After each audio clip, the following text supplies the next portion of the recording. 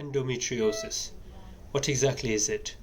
So, endometrium is one of the three layers of the uterus, the innermost layer, the middle layer being the myometrium, and the outer layer being the perimetrium. Now, endometriosis, osis means condition, and in the given condition of endometriosis, the endometrium is found in what we refer to as the extrauterine cavity. So we have got tissue that resembles or tissue of the endometrium that is actually in a space outside the uterus itself, so in a space that it should not be.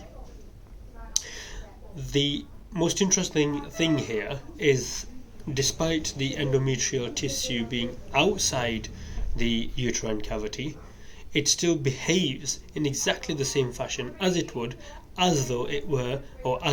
when inside the actual uterus.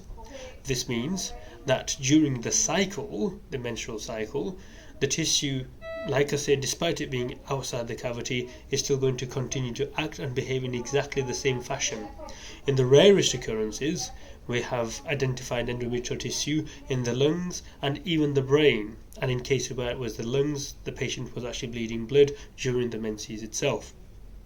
The presence of the tissue outside the cavity means it's in an area where it should not be, and as such, during the cycle, when the lining thickens, what it does is it presses against structures, and those structures that it's pressing against are now being compressed when they should not be, and it's this what really actually causes the pain during endometriosis during the cycle.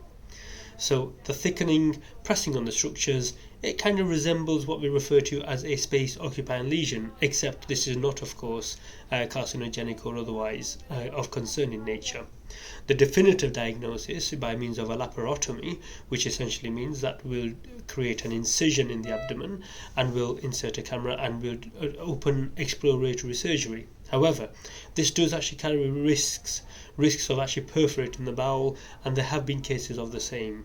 It's not worth it. The risk itself is actually clinical, process of exclusion, and the management is all very much conservative, so over-the-counter medications, heat packs and other means where possible to manage the symptomology. Unfortunately, there's no cure for endometriosis, and it does in some cases actually cause significant debilitation, and the best painkillers here are usually a combination of opioids and NSAIDs, assuming there are no contraindications to the same.